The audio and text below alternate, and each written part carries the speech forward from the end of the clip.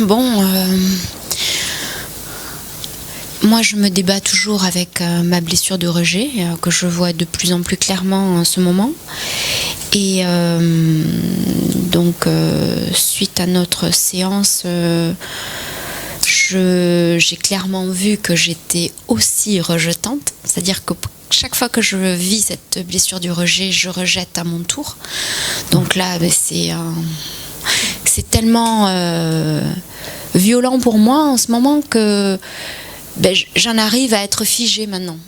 Voilà, c'est-à-dire que j'ose plus bouger. Parce que si je bouge, je me juge. Je suis en souffrance. Quand je suis dans cette souffrance, j'ai pas de discernement. Enfin, je suis dans une période assez particulière à dépasser. J'ai demandé à Sariel, mais comme je suis dans l'émotion, je sais pas si je demande bien. Enfin voilà, c'est un peu la cacophonie chez moi. À la fois, je la sens bien et voilà, j'ai du mal à m'apaiser. Oui, et je suis très triste de me voir comme ça aussi. Et oui, c'est toujours difficile quand on a envie de se voir dans un costume de lumière, bienveillant, irréprochable, etc. Et où on a œuvré pour ça, tout d'un coup de s'apercevoir, ah mince, c'est pas la réalité. C'est-à-dire que là, j'arrête de me donner raison et je me dis que c'est moi qui m'installe là-dedans et que j'ai à le vivre. Et donc, bon, oui, la chute est dure. Non, elle n'est pas dure. Elle est vécue durement. Oui. Tandis qu'elle n'est pas dure. Dans ce que tu dis, à juste raison, tu avais bien vu la blessure du rejet, mais tu n'avais pas vu cette autre phase. D'être rejetante. Quand on a la blessure du rejet, on est rejetant. Oui. Et quand on a la blessure d'abandon, on est abandonnique aussi. Oui. Quand on est dans la blessure de la trahison, on est dans ce fait de la faire vivre à l'autre. Donc, il faut savoir une chose toute simple, c'est que c'est un programme, ça. Oui.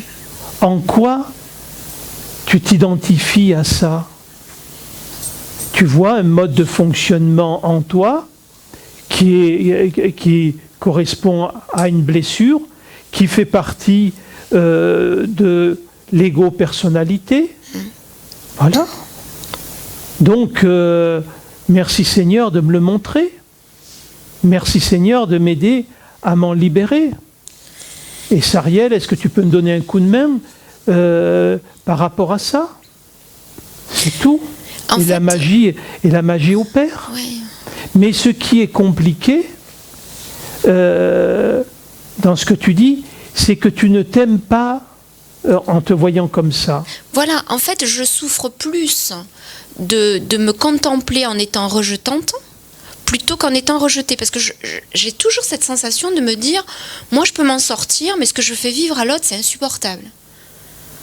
Et en fait, si je fais vivre ça à l'autre, à une personne peut-être laquelle j'ai pas d'affection, mais peut-être, je sais pas, peut-être que ça me fera moins de mal, mais de voir ce que j'ai pu dire à ma fille, je me dis que c'est pas possible. Oui, mais ce qui est quand même intéressant, et donc c'est ce qui me fige là. Et oui, mais bien évidemment, pourquoi?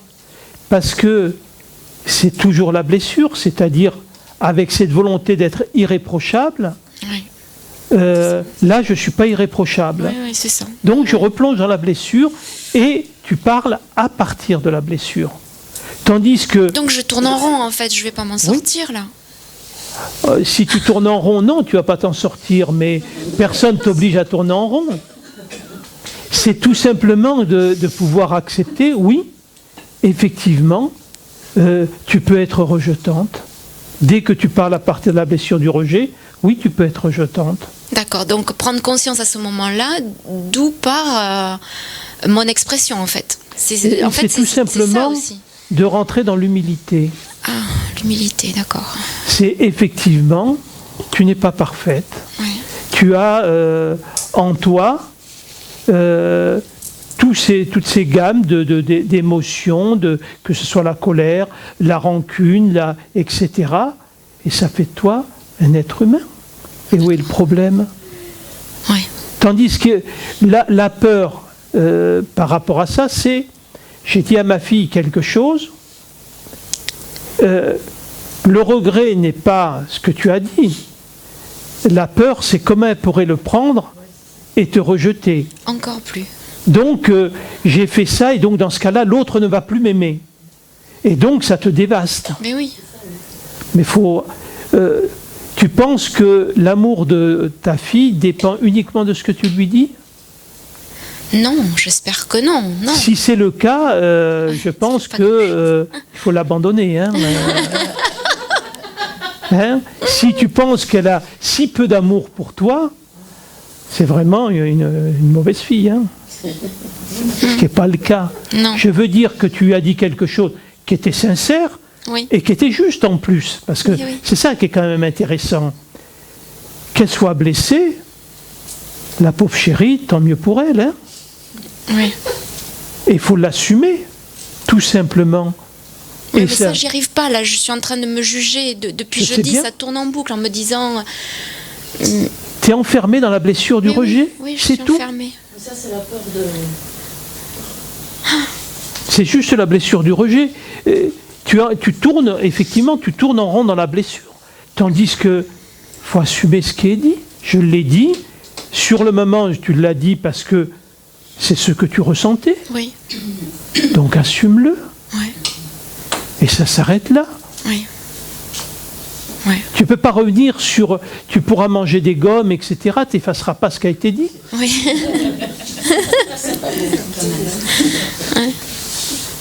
C'est dur quand il y a l'émotion. Non, c'est pas dur. Non. Non, tu es dans un chaos mental, oui. Tandis que tout va bien. Et en plus, je le répète, pour le fait de ce que tu m'as dit, ce que tu lui as dit, c'est complètement juste. Et je pense que beaucoup l'auraient dit de manière peut-être un peu plus sèche.